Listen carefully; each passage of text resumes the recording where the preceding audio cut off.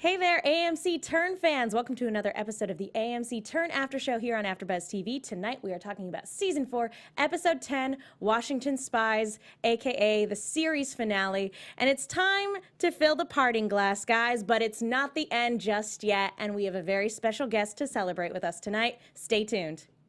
You're tuning into the destination for TV superfan discussion, AFTERBUZZ TV. And now, let the buzz begin! Katie, I feel like this was a really good song pick. Very appropriate, all things considered. Will I put Hamilton in here wherever I can? Yes. Does this song make me cry every time? Yes. Yes, indeed. Speaking of crying, we are here tonight to talk about the finale. Hey there, Turn fans.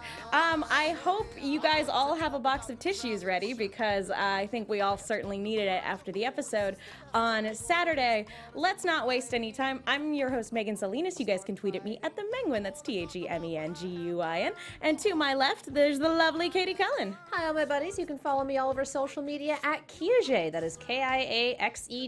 We have raspberry brandy and everything. We do. We did the thing.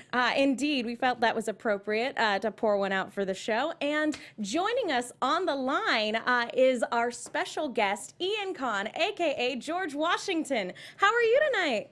I'm great. Thank you, ladies, so much for having me on. You know, I've been, feel like I've been a part of the AFTERBUZZ TV world ever since season 1 when you guys had me on when I was just a little guest star. So there's something very wonderful about sort of completing everything with you guys here tonight. Well, we really appreciate you taking the time to call. It's super late over on your end, so thank you so much for staying up to chat with us tonight. Oh, you're welcome. I'm actually, believe it or not, I'm back in Richmond, Virginia today. Really? Yeah, I took a train back here. I've got a meeting with someone kind of great tomorrow here in Richmond. So I took the train down, and I'm actually back in my apartment that I lived in for the last 2 years while I was shooting Turn. Yeah, so I'm actually sitting in the spot where I worked on every scene, and sort of instead of my script, I've got my computer and open to Skype, and happy to be talking to you ladies and everyone else who's out there. Thank you so much. Oh, chat's losing their mind, and they're also saying they're already crying because one last time just pushed everyone over the edge. So I regret nothing. Not to mention that we have a hashtag for those of you also watching live. If you guys happen to have any questions for our great guest, and that hashtag is ABTVTurn. And real quick before we get started, I also want to say, guys, if you haven't already done so, please go to iTunes to rate, subscribe, leave a comment. We love hearing from you. And we do have an announcement for things at the end of the show, so there will be an opportunity for you to get a shout out. And it is the best way to let our producers know that you've liked this show that we've done for the last few years. And also, it helps us maybe do some of those extended things that we're talking about a little bit later on. So please go to iTunes, subscribe, rate, leave a comment, all that fun stuff. All right. If you make it known that there is demand for content, we like doing content, but the demand must be known. Exactly. So, iTunes reviews, best way to do that. Our producers do check those. Go make your voices heard. Okay, let's go ahead and get right down to it. Ian, we've asked this of everybody who's come on. How did it feel going into the 4th and final season at the start of filming this year? You know, I have to say that, and I've tweeted this out to, because it was something that I really feel very strongly about. It was there's a certain sadness, but there's also a great sense of gratitude about being able to get to the end of the story. Yeah. There are so many other networks that might have looked at the ratings, which in this sort of new changing television world aren't as high, certainly as like The Walking Dead or, you know, Fear the Walking Dead or some of the other shows that are on the network. But AMC stuck with us, and what that gave us the opportunity to do, the audience the opportunity to do, and our writers most especially, was sort of bringing the show to a great conclusion, I think. I mean, I was really happy every step of the way, and certainly with that last episode. And, you know, that's a gift because, you know, I think people in television, I think there's a score. It's like, do you get to finish the show on your own terms? So many shows that people get passionate about get pulled out from under them. they're watching it for 2 years or a year even, and they lose that show, and they feel a real sense of loss. I think we could all wish that there would be more of the show, but the idea that we got to the end of the show and that we got to see how the Culper Ring sort of helps the Continental Army win this war, it's a real gift. It's a gift to the fans. It's a gift to the writers. It's a gift to the actors. The crew. I mean, the crew, who worked harder than anybody on this show. And it shows. Oh my goodness. Yeah. So that, I think I had a feeling of that going into last season. Just sort of like, and Sam Rukin and I spent a lot of time. We would every off season we would get very nervous. Are we going to get picked up? Are we not going to get picked up? And we weren't sure what was going to happen with this last season. Though we sort of felt like AMC was behind us. And so just getting to the end, so I understand a sense of sadness, of course, every Saturday night, and Saturday was a good night, by the way, but every Saturday night to have a show that you love and that you're passionate about. But you know what? We've got 40 hours of television, 40 episodes of a show about an amazing time that was done with an immense amount of passion, an immense amount of love. So that's how I felt going into the season, and certainly when on the last day of shooting, I felt that. And then watching it the other night with my wife, watching the show and just being like, heck yeah, man, we did it, and it worked, and it was right, and I'm just really grateful. So I think that's my answer. Yeah, I think we did so much screaming in this episode that I think our neighbors thought we were being murdered or going insane. It was that is a good thing. That's us being really invested in the episode, but there was yelling. It was Good. history isn't kind to a lot of the characters that we've grown to know and love in the course of this show. And obviously this show is history adjacent, not a documentary, but it's still it lends kind of the epilogue that we get lends a certain context that a lot of other shows don't necessarily get. With history, there's not necessarily a happily ever after. Yeah.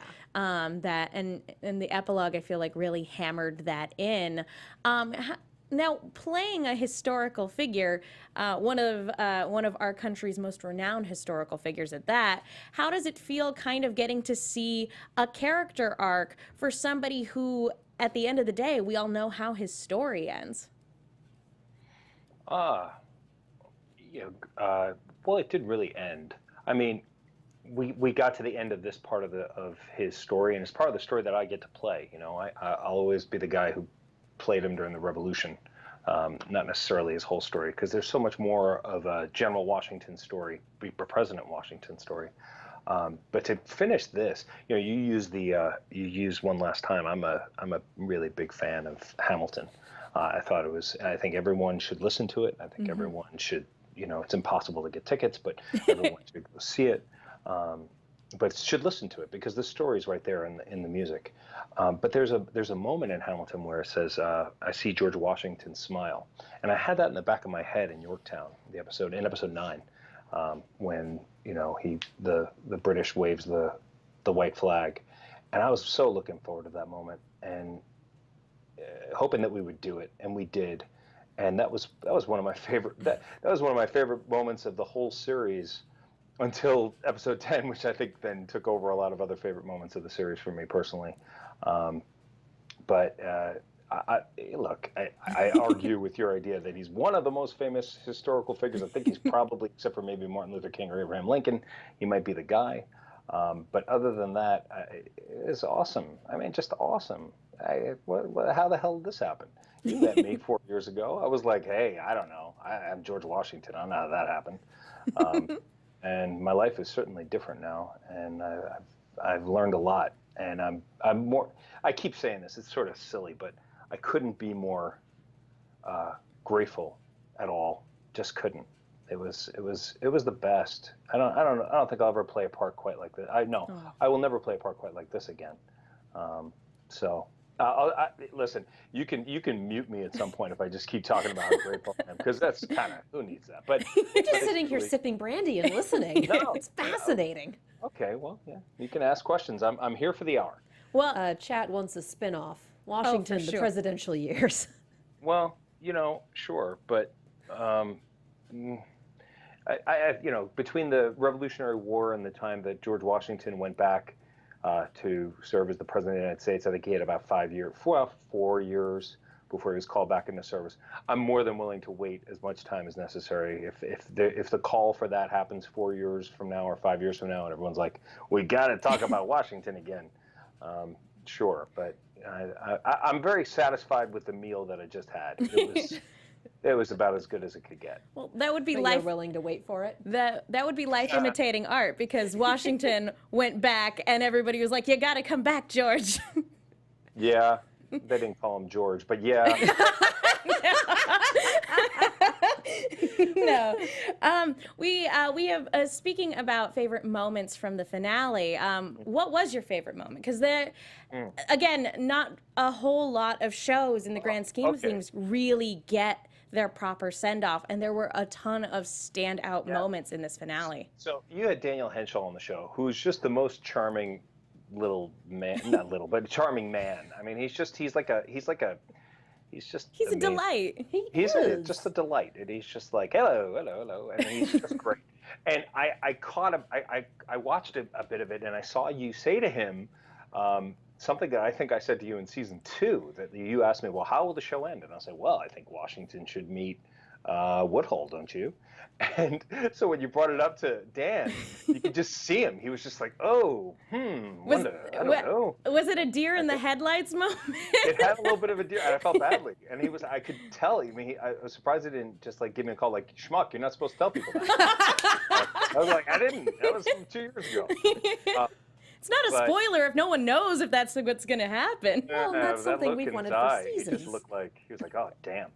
But we'll say this. That scene was worth waiting for me. Oh, my I knew goodness. Jamie, and Jamie's a lovely man and a wonderful actor. And we had never worked together because of the setup of the show. Owen Yeoman, Trader, always talks about this, who I love. I call him Trader to his face. I call him Trader in his face. Yeah, he's a traitor. Well, so did half the cast. He's in New York right now shooting Blacklist.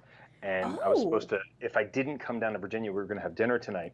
And I said, I'm sorry, I'm going down to Virginia. It's not canceled.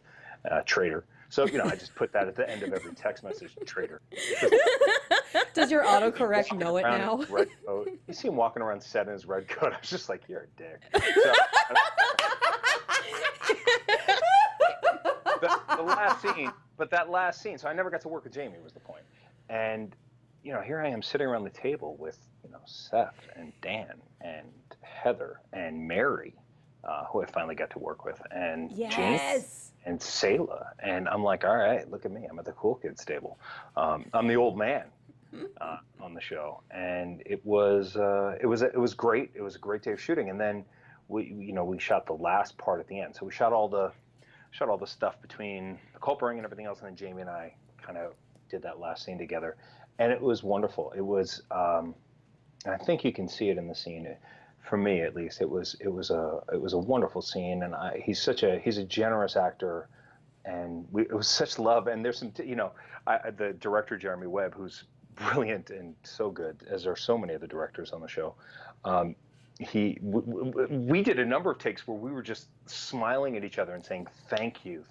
He would say to me, thank you for the money, and I would look at him and say thank you for doing all you did, and he would say thank you, and I would say thank you. It's like, God, no, we're not doing any of that crap. That's it. End the show. That's enough. I do love that Washington's "Did you really just do that?" look is about the same as his "I have a point here and you need to understand it" look. Like it's just those little teeny shades of difference that just I'm losing words here. Brandy is strong, y'all. Brandy. Incredible acting is what I'm getting at. I do have to say that when the entire crew rode up into Setauket, I did not expect the dinner to take the turn that it did. No, and that was great. It went from a fanciful celebratory dinner to one that was immediately filled with tension and uncertainty. Yeah, it's very tense. It turned Very so tense. quickly. It's like, shut up, kid.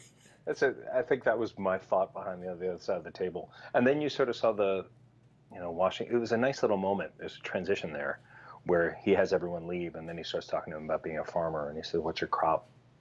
And they're two farmers sitting across the table from each other and understanding each other and respecting each other. And I think it was, I know Craig, the showrunner, who's the boss, who's the creator of all of this, who, his fingers are on every second of this show.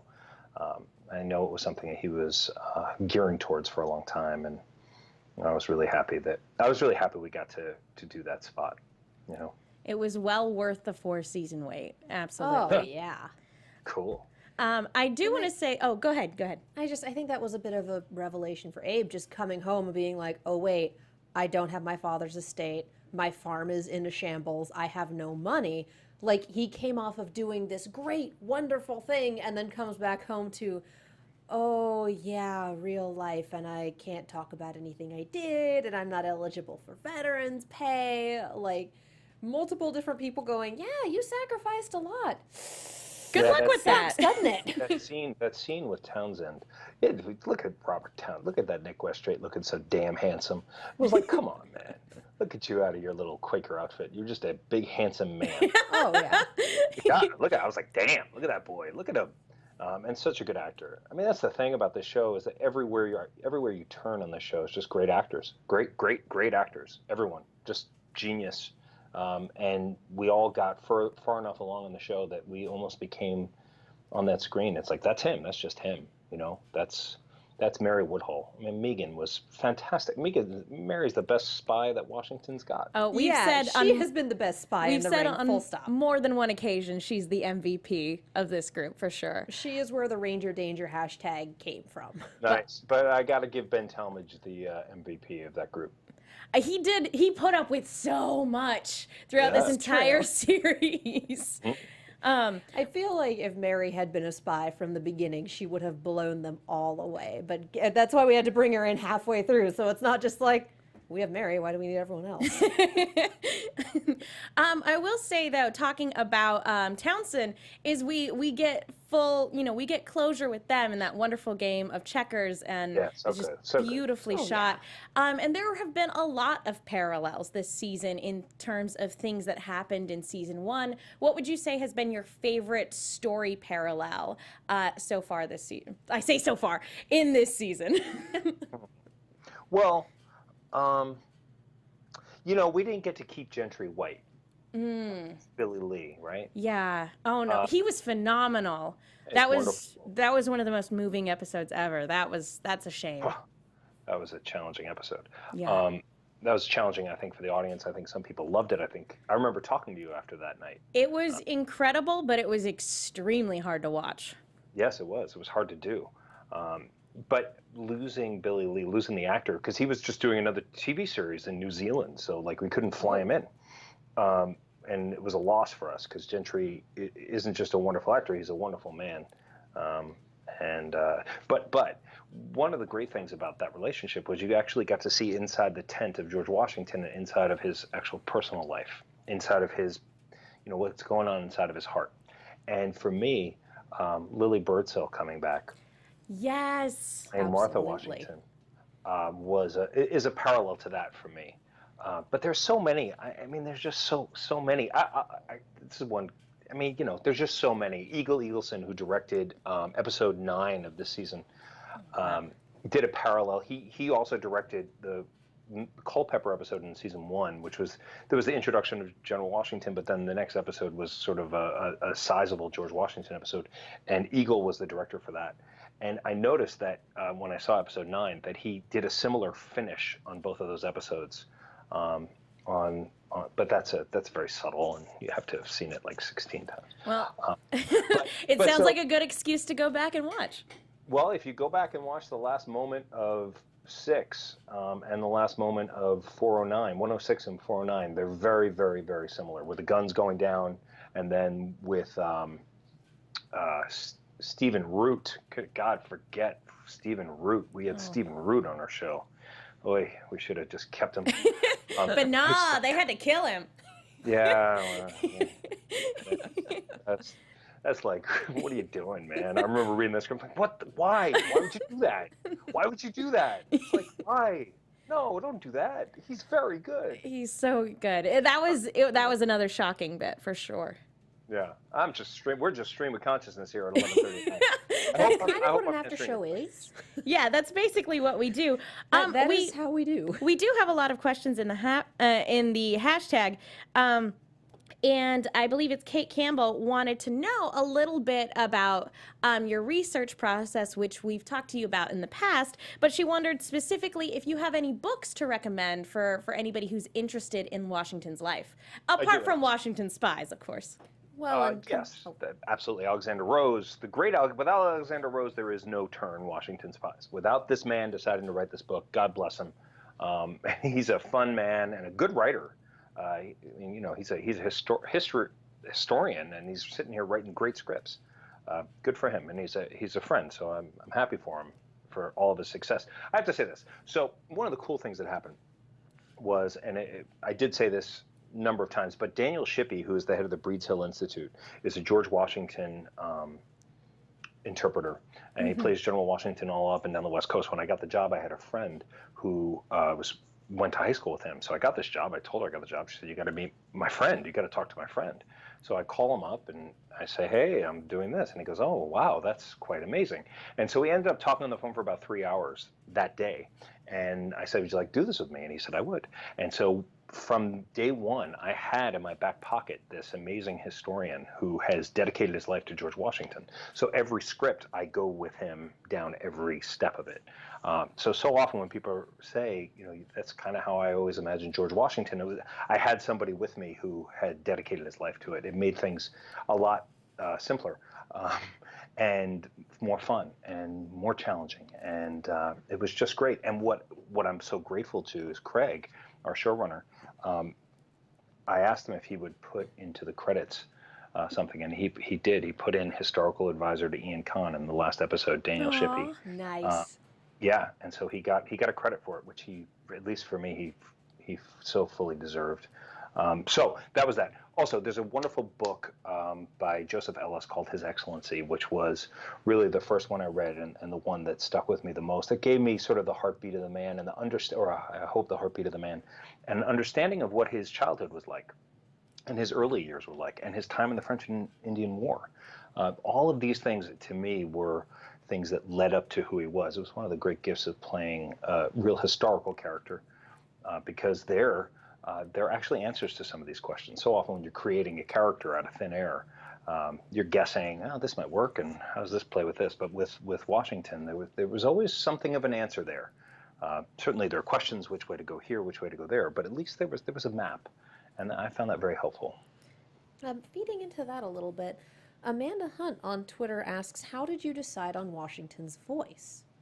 Well, hi, Amanda Hunt on Twitter. Okay. Well, so in the breakdown of the script in the audition, they said that they wanted something between an American accent and a British accent. So that's where I started. And I think that that's pretty much where I landed. Then over the course of my studies and my understanding of the man, I learned that he had had pleurisy as a child, which weakened his lungs. I also found out that he would often speak quietly in large groups of people to make people listen more intently. I know as a father, sometimes I do that with my two sons. And I will just get real quiet and they'll say, "What, Daddy, what?" So, no, that Way works. more effective than yelling, for sure. Yeah. And then the kind of the key thing was I was trying to understand what it was like with this whole teeth business. And I think you'll find on the show that maybe there was 1 or 2 times where you would actually see my teeth, because my teeth aren't great, but they're better than George Washington's teeth. So, for so long, my job was like, don't give people reasons not to think you're George Washington. Like, that was like the first job. So what I did, and this is going to sound a little gross, but I didn't brush my teeth for like a week to see what that was like. Oh. To walk around. I think I did mouthwash because I'm married and I like my wife, like me too. But I didn't. I wanted to see what that was like, and what I discovered was that if you don't brush your teeth, you're embarrassed by your teeth, and if you're embarrassed by your teeth, you don't show your teeth, and it ends up that you end up not opening your mouth as much when you speak. So it was a combination of the British and the American, the pleurisy in the lungs, the use of volume to get people's attention, and to not let anyone see your teeth. And it sort of ended up being like that. Yeah, that's And all. I wanted him to sound cool because he's the father of the country. So I wanted him to have a sort of not that's not exactly right. I don't want to sound cool, but I wanted him to sound like he could be the father. I wanted him to sound like he could be a great man, Majestic. because he was a great man. He was a flawed man, and certainly with what's going on in the world today, Yes. there are aspects of his life and choices that, if looked back on, can certainly be questioned. But there's certainly greatness to his imperfection. Kind of going off of that, we don't normally like to get political on this show, Too which soon. is Yeah, no, no. I Um, mean, I want to, but once I go down that road, it's going to be very hard. All right, I'll just go ahead. Ask your question. I'll have something to say. just there was a certain comment made today by our current commander in chief about George Washington, and you don't have to, obviously, if you don't want to, but I was hoping you could speak to that particular comment.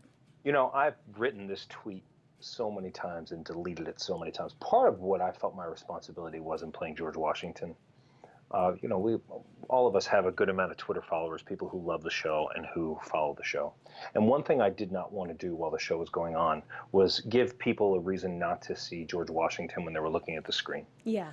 It was a very very hard thing to do because I wanted to tweet out loud so many times, while still staying, but not getting so far ahead of the character that people start seeing Ian Kahn up there instead of seeing George Washington, because nobody's sitting at home at night on Saturday night at 9 o'clock to see Ian Kahn. They want to see George Washington, and I believe that, and I'm good with that. Well, the show's over now, and I'll tell you one thing.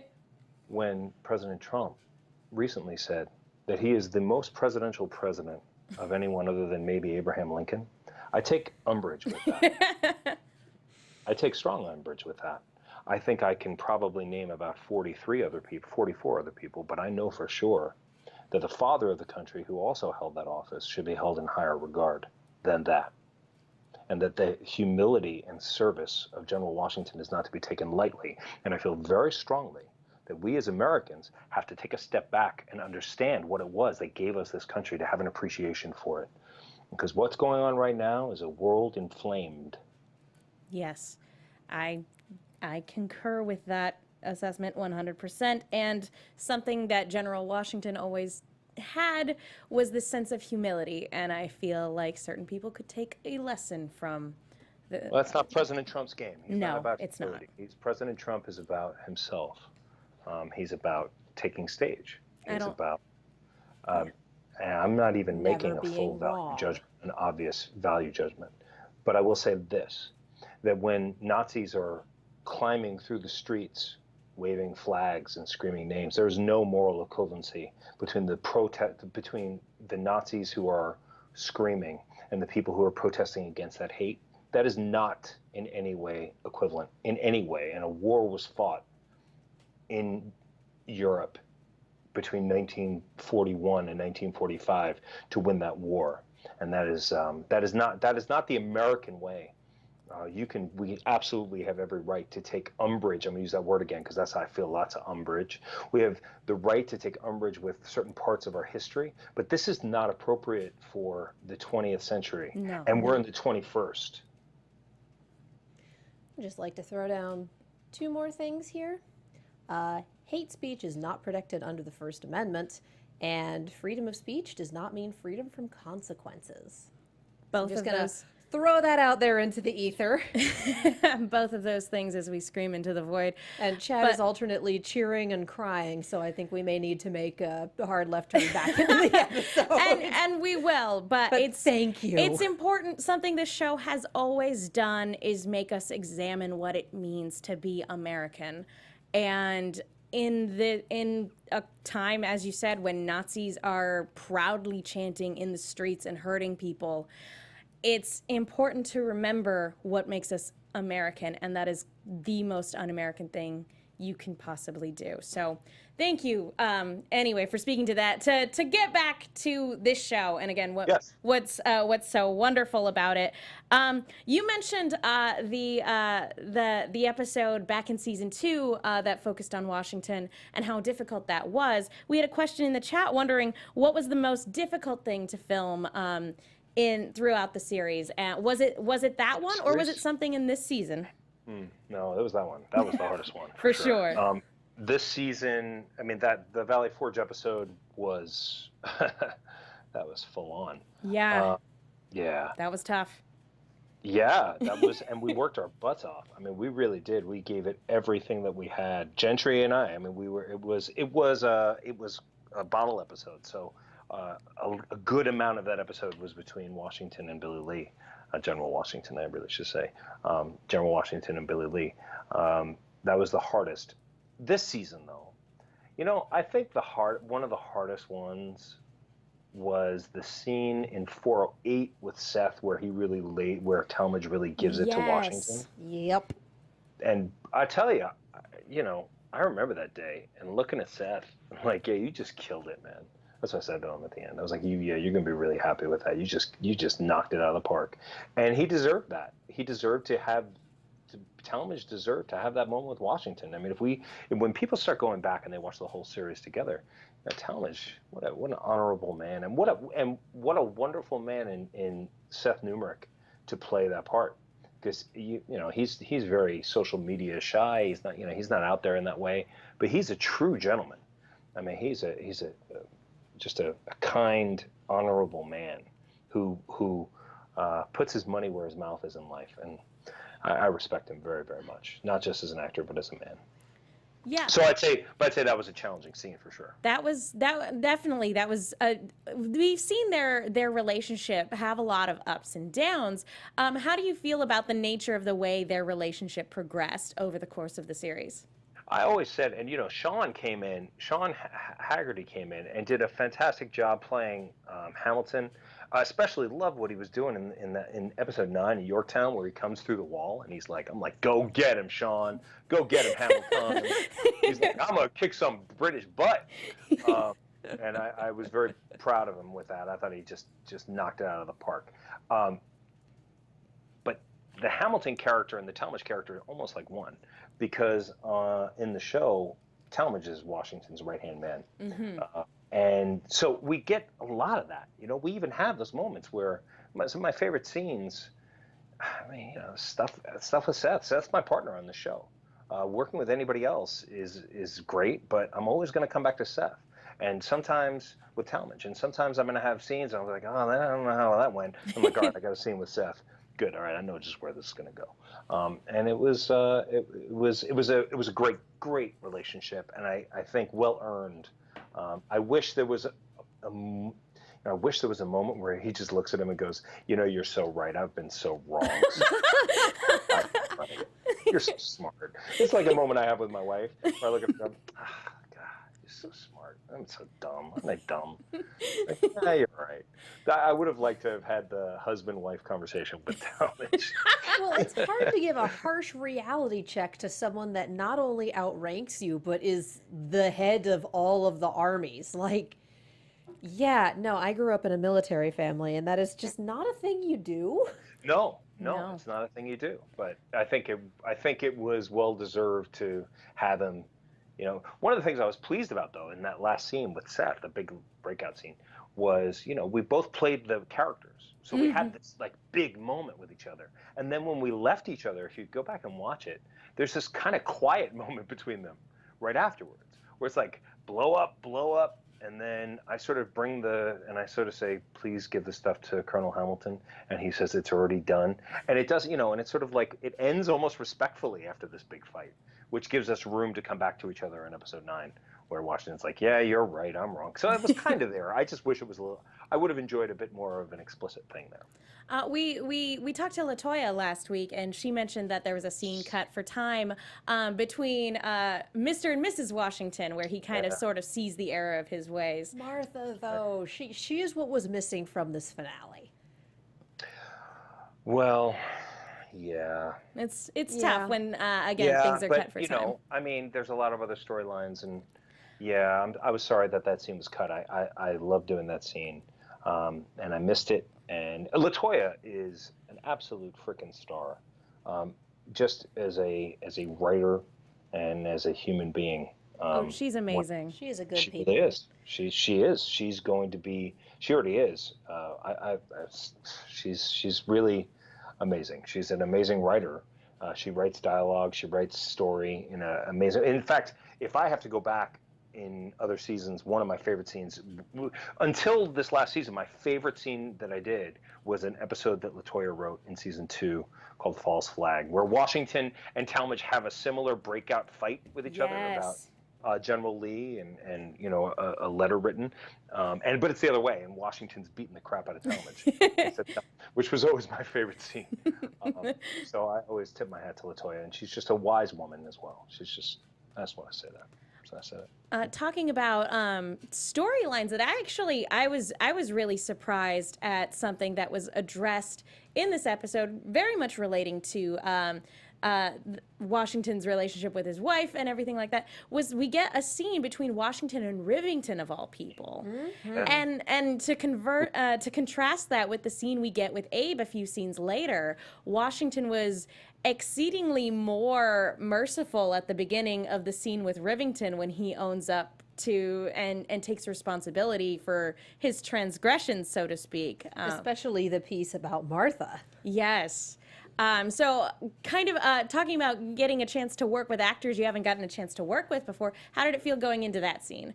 Well, John is I mean, John's amazing. He's an amazing actor. And I was sort of tipped off. We actually shot that scene about a month earlier. Oh, wow. Whoa. Yeah, a little behind the scenes for you. Because we were losing John because he got another series that he's shooting up in Toronto. Oh, And wow. Good So for him. got a call saying, you need to get your ass down here to Richmond. I was up in New York. We're shooting a scene with you. We're shooting a 4-page scene with you in Rivington in 2 days. Here's the script. Get to it. And Henry Bronstein, who directed episode 5, I believe, and was our he was our production coordinator through the last 3 seasons and great at his job. Directed it, and he's like, "Yep, coming down. Get down here." And so it was exciting. It was challenging, and tremendously fun. And I was pleased that it went okay, and I felt like it did. And John is a masterful actor, so it was great. It was really great. It was an incredible scene, and that was an interaction that I never knew I wanted right up until I was watching it. Cool. Yeah. Good.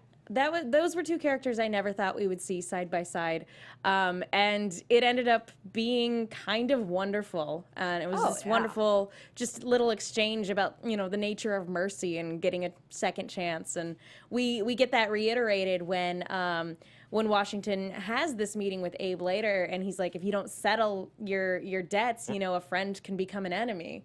Well, and that's Benedict Arnold. Yeah. I mean, that's actually that ties Washington's story together. That last scene was so well done. I mean, so well written. It was just because, losing Benedict Arnold was a devastating thing. I mean, it's just absolutely devastating in so many different ways. And to see that Washington learns, and that he learned from that experience, it was very touching to me. I was in this very apartment I was in the kitchen working on those lines. Aw. I did that. I must have done that scene 500 times the night before, the 3 days before. I just kept doing it just to mine every thought out of it. I didn't want to miss a breath on that one, and it was really great. Everyone did their jobs. It was good. Yeah. I'm going to go through real quick and just kind of put a pin in all these different Well, storylines. Oh, go ahead. Just Go ahead. real quick, one last question from the chat from Shauna. What aspect or storyline of Washington's life do you regret not being included in the series? Ooh, that's a good one. Well, what people don't know is that, and there's a slight mention of this in one episode, but he and his mom didn't get along at all. His mom didn't like him. His mom was tough, and that weighed on Washington a lot. I don't know if that is it. I mean, I wish Green was around. I wish we saw perhaps a bit more with the generals. Though we touched on it. I have no regrets. Thanks for the question, Shauna. But overall, I think we got it. I think we got it. But that's pretty great. Yeah. No again, regrets is a look, pretty good way to leave a show. Yeah. I'll say it again. I'm just flat grateful for how this went. And especially after watching it, and I feel bad. This is the series finale, and we're talking all about George Washington. Everybody's story. Everybody got. Heather Lind, freaking genius, Heather Lind. These people, Sam Rookin, Owen Yeoman, Robert Rogers shows up. Oh my everybody- gosh. Robert Rogers, though. Oh my Oh, God. and wait. If I don't say the name Ksenia Solo, I'm not doing it right. She's just everyone. Just everyone. If I'm forgetting some, Bern Gorman. It's just an all-star. Everyone was just. There was nobody you didn't want to see on that screen. Yeah,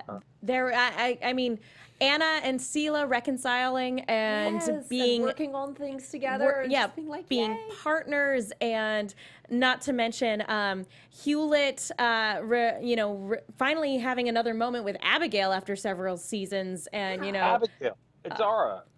Come on, man. Oh my God! It was the worst part of this finale was her being on a ship where she got captured got again. away. Yeah, As far as I'm concerned, she made it up to Nova Scotia, and There's no everyone's question. happy. Let me answer this question. She got away. There was a gun there. Did Yeah. you see the look in her eye? That was Wonder Woman.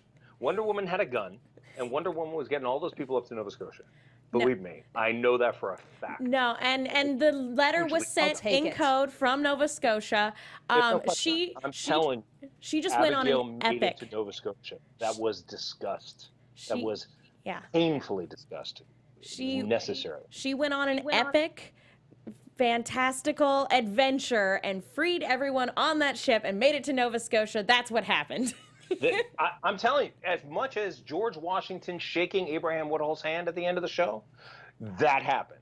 Yes. Abigail, I'm telling you, they shot the scene. It got cut for time, just like other Oh. things get cut for time. Oh my There was gosh. a scene of her arriving in Canada. That is hugging, cruel, kissing. editors. That is cruel. I know there's a scene of her getting away, and it was, believe me, it was seriously discussed. There's no question. Abigail is a happy ending for Abigail. Good. Voting and Good. for the And Cicero, yeah. It's not canon, folks. Not to mention that Akin Bodé and Cicero had fantastic moments in this episode because they've been separated for seasons. It was wonderful to see them bond. Learning to read, joking with each other. Like, I And let me needed a just whole say- 2 seasons of that. And Amy Gumnick, Yes. who was a friend of the show, the fact that she was able to come back this season and did such a wonderful job. I miss my boy Brian Finney, who did a fantastic job in season 2. There are people. De Young, working with De Young was a kick. I tell you that. That man was funny. Yeah, everybody who's ever been a part of this show, I don't think there's been a single misstep when it comes to casting. And yeah, my only complaint is that I wish we could have gotten to see a lot of the scenes that got cut for time. I just want to keep an eye out for the DVD Blu-ray release and see the blooper reel and the cutscenes and I cutscenes. need all of this in my life. All right, well, it's coming. It's coming. Well, we are running a little short on time. Josh Price says hi. He's in chat. Hey, hello, friend. If I didn't mention my boy Freddie, not only does he do a fantastic job on the show, he's a lovely man. He really is. I'm sorry I didn't mention him. But there's an example of an actor who came in, like Amy, did such a wonderful job. The writers are like, we need more of him. Yes. So tip the hat to that. He's a good human. We love you, Josh. You're fantastic. So we're running short on time. Ian, I did want to ask, and we've gotten a few questions in the hashtag as well, if you have any upcoming projects that you can let fans know about. Well, I've been working on promoting Turn this season and taking some earned vacation time with Nicole and with my wife and with our boys. And I'm going to finish up this trip to Richmond and get back to New York for audition season starting in September when school's back on. And I'll let you know. All right. right. Cannot wait. I know you also wanted to take a quick minute to talk about Mount Vernon. I do, yeah, actually, very much so. So this past weekend in Virginia, amongst the other challenges that have been going on in this fine Commonwealth, Mount Vernon took a storm hit, and there were millions of dollars worth of damage done to George Washington's home. I've actually reached out to the head of Mount Vernon, who I got to know when I stayed there before season 2, letting him know that I would be really honored and happy to do anything that I could.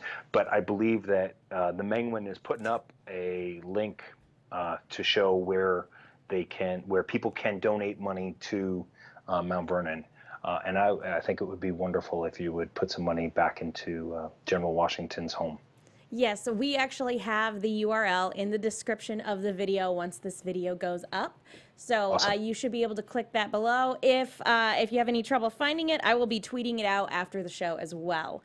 Thank you. So thank you, Ian, so much for taking the time to come on. Do you have any other final thoughts on this season before we let you go?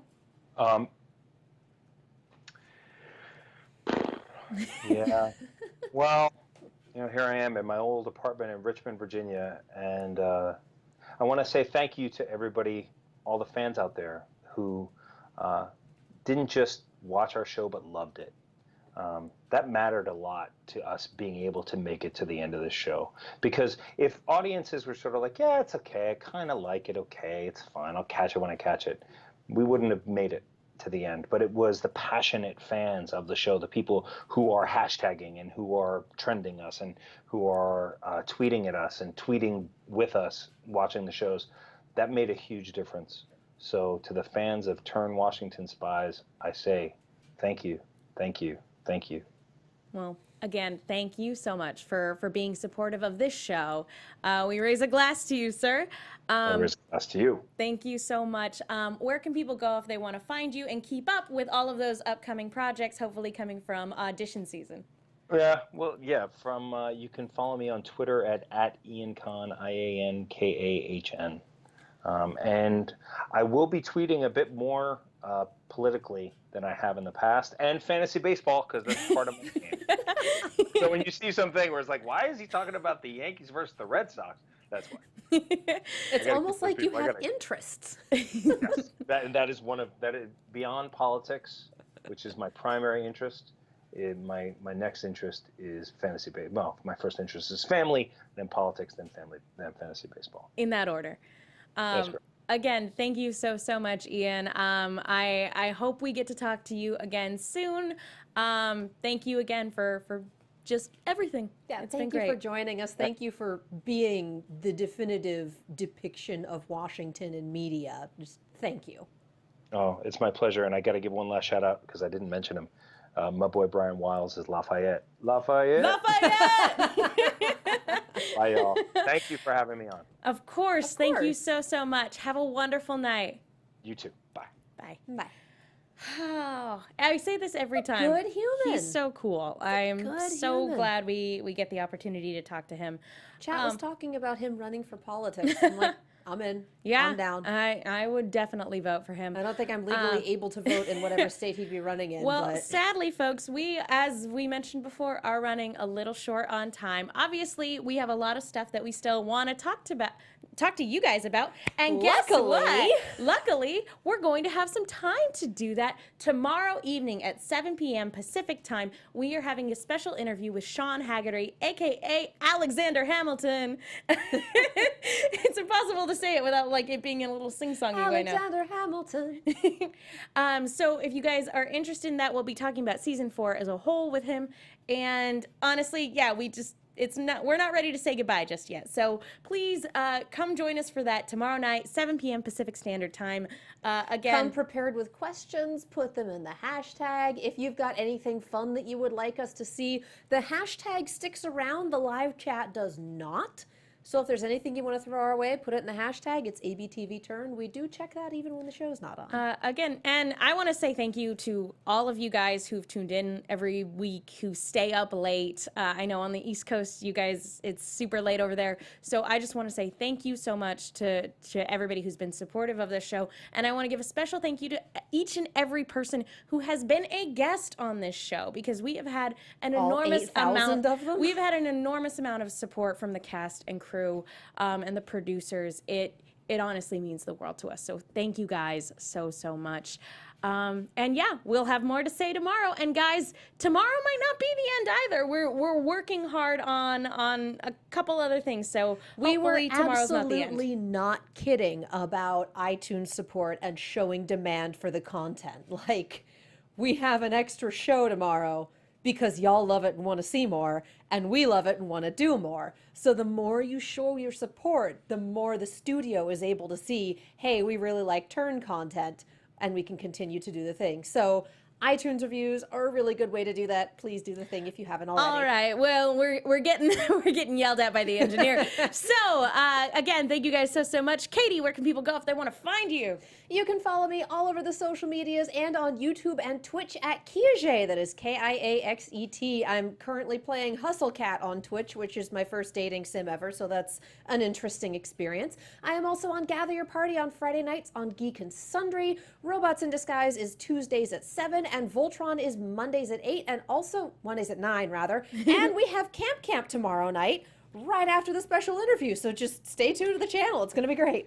Well, I'm Megan. You guys can follow me on Twitter and Instagram at TheMenguin. That's TheMenguin. I am also on a bunch of shows here at AfterBuzz, and I write articles for The Movie Chick. That's Chick with 2 Ks. Be sure to check those out. Be sure to also check out the Shadow Radio Recreation, where I do the voice of Margot Lane, and the upcoming podcast Apparitions, where I do the voice of the main character, Adeline. So guys, again, thank you, Turn fans. Thank you, Revolutionaries. Thank you, #TurnFam. You guys are amazing and wonderful, and I'm not crying, you're crying. Shut up. Thank you guys. We're all crying here. Don't forget to tune in tomorrow night at 7 p.m. for the special interview with Sean. Thank you guys so much for watching. We will see you all next time. From executive producers Maria Menounos, Kevin Undergaro, Phil Svitek, and the entire AfterBuzz TV staff, we would like to thank you for listening to the AfterBuzz TV network. To watch or listen to other after shows and post comments or questions, be sure to visit AfterBuzzTV.com. I'm Sir Richard Wentworth, and this has been a presentation of AfterBuzz TV. One last time. The views expressed herein are those of the hosts only and do not necessarily reflect the views of AfterBuzz TV or its owners or principals.